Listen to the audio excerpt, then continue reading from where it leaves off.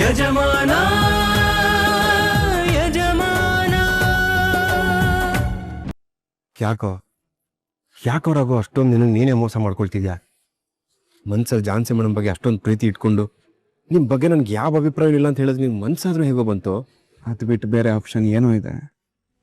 ಇದು ನಿನಗೆ ನೀನೇ ಮೋಸ ಮಾಡ್ಕೊಳ್ತಾ ಇರೋದು ಕಣೋ. ಮನ್ಸಲ್ಲಿ ಪ್ರೀತಿ ಇದ್ರು ಹೇಳ್ಕೊಳಕ್ಕಾಗದೆ ನರಕ ಅನುಭವಿಸ್ತಾ ಇದೆಯಲ್ಲ. ಅದು ನನ್ನ ಅನಿವಾರ್ಯ ತರುಣ. ನೀನು ಹೇಳಿದಾಗೆ ನನ್ನ ಮನಸ್ಸಲ್ಲಿ ಅವ್ರ ಬಗ್ಗೆ ಪ್ರೀತಿ, ಅಭಿಮಾನ, ಗೌರವ ಎಲ್ಲ ಇರಬಹುದು.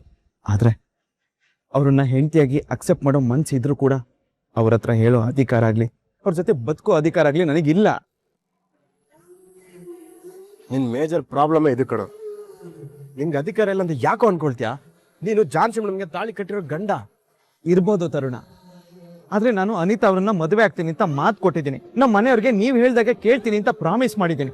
ಅದನ್ನೆಲ್ಲ ಮರ್ತು ಜಾನ್ಸಿ ಮೇಡಮ್ ಜೊತೆ ಬದುಕಕ್ಕೆ ನಮ್ಮ ಮನೆಯವ್ರು ಬಿಡ್ತಾರೇನೋ? ಹಾಗೆ ತಾಳಿ ಕಟ್ಬೇಕಾದ್ರೆ ಜೀವನ ಪೂರ್ತಿ ಜೊತೆಗಿರ್ತೀನಿ ಅಂತ ಜಾನ್ಸಿ ಮೇಡಮ್ಗೆ ಪ್ರಮಾಣ ಮಾಡಿದ್ದೆ ಕೂಡ. ಮನ್ಸಿಲ್ದೆ ಒಂದು ಹೆಣ್ಣಿನ ಜೊತೆ ಬದುಕೋದಕ್ಕೆ ಆಗುತ್ತಾರಾಗು? ಅದೇನಾದ್ರೂ ಆಗಿರ್ಲಿ ತರುಣ, ಆದ್ರೆ ಈ ವಿಷಯದಲ್ಲಿ ಕೆಲವೊಂದು ನಿರ್ಧಾರ ತಗೊಳ್ಳೋ ಅಧಿಕಾರ ಕಳ್ಕೊಂಡಿದ್ದೀನಿ. ನನ್ಗಿರೋ ಪರಿಸ್ಥಿತಿ ಬಗ್ಗೆ ನಿನಗೆ ಚೆನ್ನಾಗಿ ಗೊತ್ತಿದ್ರು ಮತ್ ಯಾಕೆ ಆಗದೆ ಇರೋ ವಿಷಯದ ಬಗ್ಗೆ ಮಾತಾಡ್ತೀಯಾ? ರಘು, ಅದು ಅವನೆಲ್ಲಿದ್ದಾನೆ ಕರಿ, ಈಗಲೇ ಮಾತಾಡೋಣ. ಸರಿ, ಕರ್ಕೊಂಡ್ ಬರ್ತೀರಿ. ರಘು, ದೊಡ್ಡಮ್ಮ ಬಾ ಇಲ್ಲಿ, ಸ್ವಲ್ಪ ಮಾತಾಡ್ಬೇಕು. ಬಂದೆ.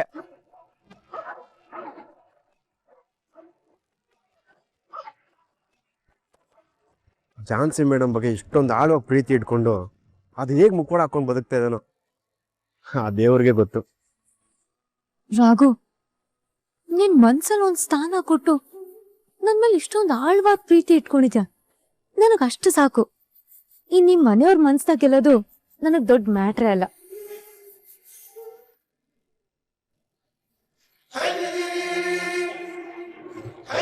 ಅಜಯ್ ಏನೋ ಮಾತಾಡ್ಬೇಕು ಅಂತ ದೊಡ್ಡಮ್ಮ ಬರಕ್ ಹೇಳಿದ್ರು. ಹಾ, ಒಂದು ಮುಖ್ಯವಾದ ವಿಷಯ ಮಾತಾಡ್ಬೇಕಿತ್ತು. ಹೇಳಿ ಅಜಯ್. ಅದನ್ನ ನೀವೇ ಮಾತಾಡಿ. ಸರಿ ಅಜ್ಜಿ, ನಾವ್ ಅವಳನ್ನ ಮನೆ ಬಿಟ್ಟು ಓಡಿಸ್ಬೇಕು ಅನ್ನೋ ಉದ್ದೇಶಕ್ಕೆ ಒಂದ್ ದಾರಿ ಹುಡುಕಿ ಬಿಟ್ಟು ಓಡಿಸ್ತಿದೀವಿ. ಆದ್ರೆ ಅವಳು ಇನ್ನೊಂದ್ ಕಡೆಯಿಂದ ಮನೆಗ್ ವಾಪಸ್ ಬರ್ತಿದ್ದ. ನೀನ್ ಯಾರ ಬಗ್ಗೆ ಮಾತಾಡ್ತಿದ್ದೆ ಪಲ್ಲವಿ?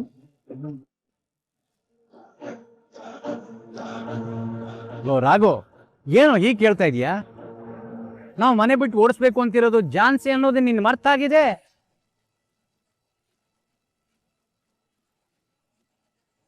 ಸಾರಿ, ನಾನು ಯಾವ್ದೋ ಯೋಚನೆಯಲ್ಲಿ ಕೇಳ್ಬಿಟ್ಟೆ. ಸರಿಯಾಗಿದೆಯಾ ಕಣ ನೀನು? ಇಲ್ಲ ದೊಡ್ಡಮ್ಮ, ಕನ್ಫರ್ಮ್ ಮಾಡ್ಕೊಳ್ಳೋದಕ್ಕೆ ಕೇಳಿದೆ ಅಷ್ಟೇ. ಅದ್ ಬಿಡು, ಇವಾಗ ವಿಷಯಕ್ ಬಾ. ನಾವ್ ಅವಳನ್ನ ಈ ಮನೆಯಿಂದ ಎಷ್ಟು ಸ್ಟ್ರಾಂಗ್ ಆಗಿ ಯೋಚನೆ ಮಾಡ್ತಿದೀವೋ ಅದಕ್ಕಿಂತ ಜಾಸ್ತಿ ಸ್ಟ್ರಾಂಗ್ ಆಗಿ ಅವಳು ಇಲ್ಲೇ ಇರೋದಕ್ಕೆ ಪ್ಲಾನ್ ಮಾಡ್ತಿದ್ದಾಳೆ. ಅದಕ್ಕೆ ಇವಾಗ ಅದಕ್ಕೆ ನಾವೆಲ್ಲರೂ ಸೇರಿ ಒಂದ್ ನಿರ್ಧಾರಕ್ಕೆ ಬಂದಿದ್ದೀವಿ. ಅಂದ್ರೆ ಅವ್ರು ಹೇಗಿದ್ರು ಈ ಮನೆ ಬಿಟ್ಟು ಹೋಗ್ತಿರ್ವಲ್ಲ, ಅದಕ್ಕೆ ಬೇರೆ ಪ್ರಯತ್ನ ಮಾಡೋದ್ರ ಬದಲು ಹೆಂಡತಿ ಅಂತ ಅಕ್ಸೆಪ್ಟ್ ಮಾಡ್ಕೊಂಡು ಬದುಕು, ಅವಳನ್ನೇ ಈ ಮನೆ ಸೊಸೆ ಅಂತ ನಾವು ಒಪ್ಕೋತೀವಿ ಅಂತ ನಿರ್ಧಾರಕ್ಕೆ ಬಂದಿದ್ದಾರೆ ಅನ್ಸುತ್ತೆ. ಹಾ, ಅದೇನ್ ಹೇಳ್ಪಲ್ಲವೇ? ನೀನ್ ನಮ್ ಮಾತನ್ ತೆಗ್ದಾಕಲ್ಲ, ನಾವ್ ಏನ್ ಹೇಳಿದ್ರು ಕೇಳ್ತೀಯ ತಾನೆ?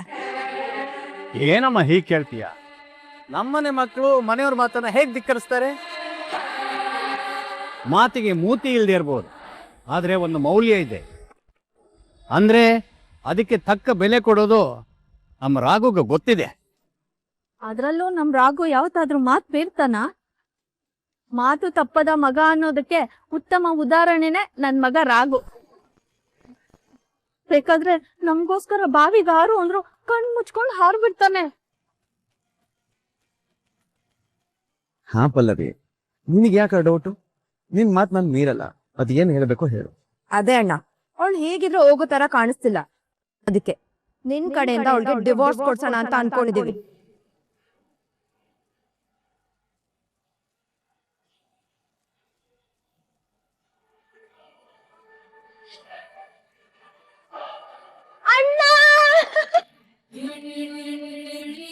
ಮೇಡಮ್, ಯಾಕೆ ಏನಾಯ್ತು? Thank you so much. ನಮ್ಗೆ ಯಾಕೆ ಥ್ಯಾಂಕ್ಸ್ ಹೇಳ್ತಾ ಇದ್ದೀರಾ? ಈಗ ತಾನೇ ನೀನು ರಾಘು ಮಾತಾಡಿದ್ನ ನಾನು ಕೇಳಿಸ್ಕೊಂಡೆ.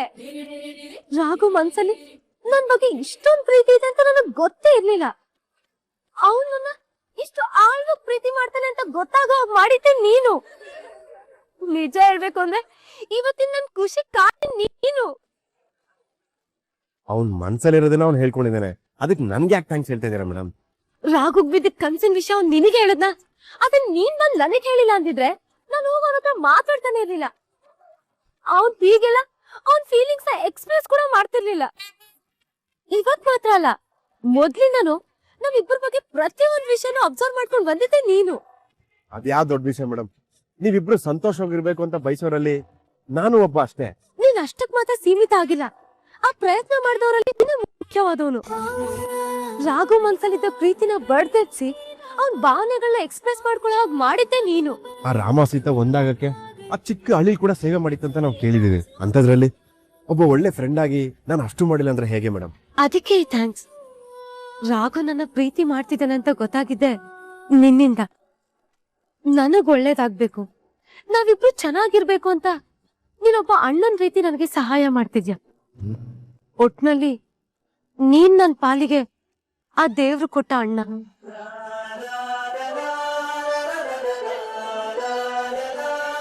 ಏನಿಲ್ಲ. ಯಾಕಪ್ಪ ಇವತ್ತು ಯಾವ ವಾರ ಅನ್ನೋದು ಮರ್ತೋದ್ಯಾ? ಇವತ್ತು ಶನಿವಾರ ಅಲ್ವೇನೋ? ಅದಕ್ಕೆ ಪ್ರತಿ ಶನಿವಾರ ನಮ್ಮ ಬಾಸ್ ಆಂಜನೇಯನ್ಗೆ ಹೋಗಿ ಒಂದು ನಮಸ್ಕಾರ ಹಾಕೋ ರೂಢಿ ತಾನೆ. ಬಾ ಒಂದು ವಿಸಿಟ್ ಕೊಟ್ಬಿಟ್ಟು ನಮಸ್ಕಾರ ಹಾಕ್ಬಿಟ್ಟು. ತರುಣ, ನನಗೆ ದೇವ್ರ ಮೇಲೆ ನಂಬಿಕೆನೆ ಹೋಗಿದೆ.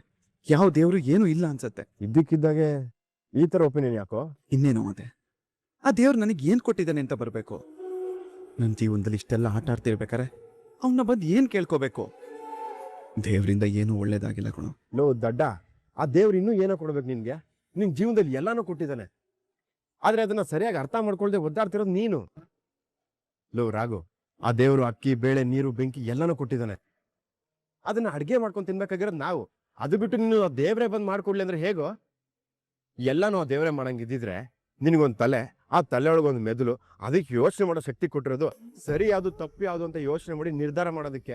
ಅಂದ್ರೆ ಏನ್ ನಿನ್ ಮಾತಿನ ಅರ್ಥ?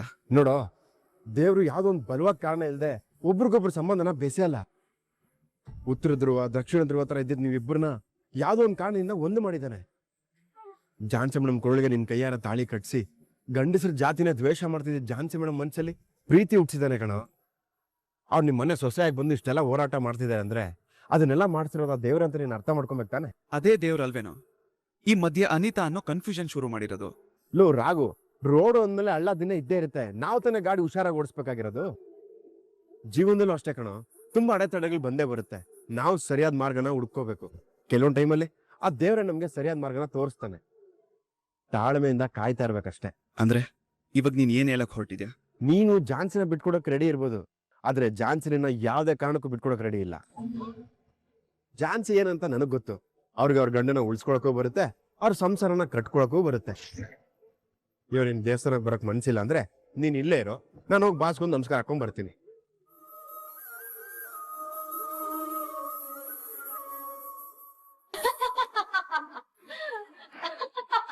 ಯಾಕೆ ನಗ್ತಾ ಇದ್ಯಾ?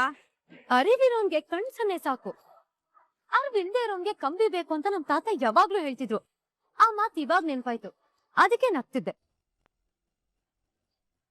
ನೋಡನಿತಾ, ಇದೇ ನನ್ ಹಳೆ ಝಾನ್ಸಿ ಆಗಿದ್ದಿದ್ರೆ ಇಷ್ಟೊತ್ತಿನ ನಿನ್ನ ಸಮಾಧಾನವಾಗಿ ಮಾತಾಡ್ತಾನೆ ಇರ್ಲಿಲ್ಲ.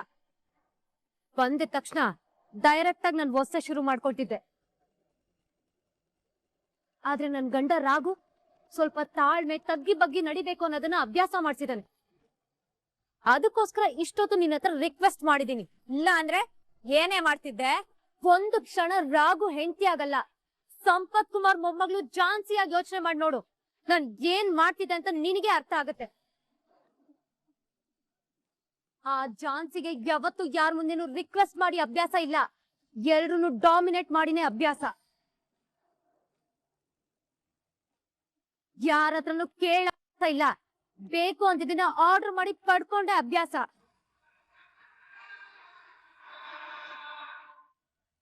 ಏಯ್, ನಿನ್ ದರ್ಪ ದಬ್ಬಾಳಿಕೆ ಎಲ್ಲ ಎಲ್ಲಾ ಕಡೆ ವರ್ಕ್ ಆಗುತ್ತೆ ಅಂತ ಅನ್ಕೋಬೇಡ. ಅದಕ್ಕೆ ಅಲ್ವಾ ನಿನ್ ಹತ್ರ ಸೆರ್ಗೋಡಿ ಭಿಕ್ಷೆ ಬೇಡಿ ರಿಕ್ವೆಸ್ಟ್ ಮಾಡಿದ್ದು. ಆದ್ರೆ ನೀನ್ ಅದಕ್ಕೆಲ್ಲ ಬಗ್ಗೋಳಲ್ಲ ಅಂತ ಗೊತ್ತಾದ್ಮೇಲೆ ನನ್ ಏನ್ ಮಾಡ್ಬೇಕು ಅಂತ ನನಗ್ ಗೊತ್ತು. ಏನೇ ಮಾಡ್ತೀಯಾ ನೋಡು, ನಾನ್ ಈ ರಾಮಾಯಣ ಮಹಾಭಾರತ ಎಲ್ಲ ಓದಿಲ್ದೇ ಇರ್ಬೋದು, ಆದ್ರೆ ಒಂದು ಹೆಣ್ಣು ತನ್ನ ಗಂಡನ್ನ ಉಳಿಸ್ಕೊಳ್ಳೋದಕ್ಕೋಸ್ಕರ ರಣರಂಗಕ್ ಬೇಕಾದ್ರೂ ಇಳಿತಾಳೆ, ಯಮನ್ ಜೊತೆ ಯುದ್ಧ ಮಾಡೋದಕ್ಕೂ ಸಿದ್ಧ ಇರ್ತಾಳೆ ಅಂತ ತಿಳ್ಕೊಂಡಿದ್ದೀನಿ. ಮಹಾಭಾರತ ಯುದ್ಧಕ್ಕೂ ಮೊದಲೇ ಸಂಧಾನದ ಪ್ರಯತ್ನ ನಡೀತು. ಅದು ಪಾಂಡವ್ರಿಗಿದ್ದ ಭಯದಿಂದ ಅಲ್ಲ. ಯುದ್ಧ ಏನೆಲ್ಲ ಸಮಸ್ಯೆಗಳಾಗತ್ತೆ ಅನ್ನೋದು ಅವ್ರಿಗೆ ಚೆನ್ನಾಗ್ ಗೊತ್ತಿತ್ತು. ಸೇಮ್ ಹಿಯರ್, ನಾನು ನಿನ್ನ ಒಳ್ಳೆ ಮಾತೆಲ್ಲ ಕೇಳ್ಕೊಳ್ಬೇಕು ಅಂತ ಅನ್ಕೊಂಡೆ. ಆದ್ರೆ ನಿನ್ ಹಠ ನೀನ್ ಸಾಧಿಸ್ತಿದ್ಯಾ. ಅದಕ್ ನೀನ್ ಯಾವ ಹಂತಕ್ ಬೇಕಾದ್ರೂ ಹೋಗಕ್ ರೆಡಿ ಇದ್ಯಾ ಅಂತ ಅರ್ಥ ಆಯ್ತು. ನಿನ್ನ ಪ್ರತಿ ಮಾತಲ್ಲೂ ಪ್ರೀತಿ ಇಲ್ಲ. ಆ ದಿನ ಆಗಿದ್ರ ಬಗ್ಗೆ ನಿನ್ಗೆ ಕೋಪ ಇದೆ, ಅವಮಾನ ಆಗಿದೆ, ಅದಕ್ಕೆ ಪ್ರತೀಕಾರ ತೀರ್ಸ್ಕೊಳ್ಬೇಕನ್ನೋ ದ್ವೇಷ ಇದೆ. ಹೌದು, ನನಗ್ ದ್ವೇಷ ಇದೆ. ದ್ವೇಷ ತನ್ನನ್ ತಾನ್ ಸುಟ್ಕೊಳ್ಳೋ ಅಭ್ಯಾಸ ಇದೆ ಹೊರ್ತು ಪ್ರೀತಿನ ಗೆದ್ದು ಅಭ್ಯಾಸ ಇಲ್ಲ. ಆದ್ರೆ ನಾನು ಮನ್ಸ್ ಮಾಡಿದ್ರೆ ನಾನು ಅನ್ನೋಳು ನನ್ನಲ್ಲಿ ಒಬ್ಳಿದಾಳೆ ಅನ್ನೋದು ನೆನ್ಪಿರ್ಲಿ. ಅವಳಿನ್ನು ಸೈಲೆಂಟ್ ಆಗಿದ್ದಾಳೆ, ಅದಕ್ಕೆ ಇನ್ನು ಮಾತುಕತೆಲೇ ಇದೆ. ಇಲ್ಲ ಅಂದಿದ್ರೆ ಇಷ್ಟಲ್ಲಿ ಎಲ್ಲ ಮುಗ್ದೋಗಿರೋದು.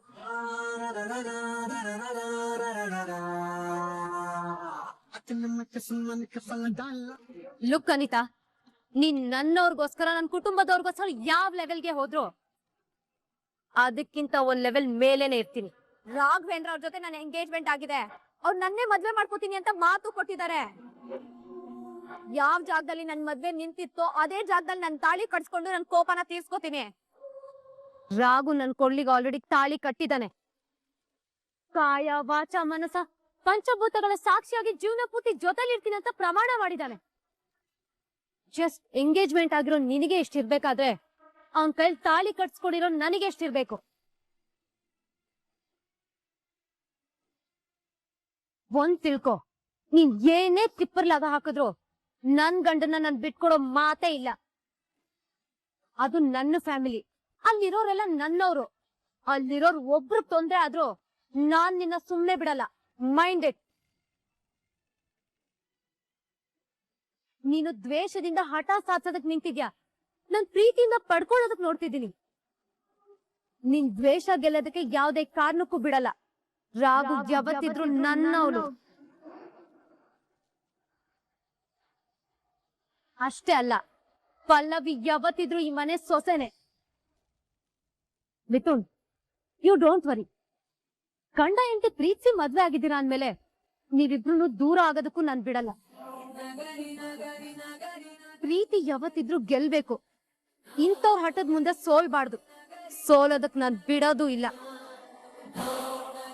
ಅದು ನನ್ ಕುಟುಂಬ, ನನ್ ಗಂಡನ್ ಕುಟುಂಬ ಅಂದ್ಮೇಲೆ ಅಲ್ಲಿರೋರ್ ಯಾರ್ಗೆ ತೊಂದ್ರೆ ಆದ್ರೂ ಈ ಚಾನ್ಸ್ ಬಿಡೋದಿಲ್ಲ. Mind it. ಈ ಚಾನ್ಸಿ ಅಂದ್ರೆ ಏನನ್ನೋದು ಇನ್ ಮುಂದೆ ಗೊತ್ತಾಗುತ್ತೆ. ನೋಡ್ತಾ ಇರಿ.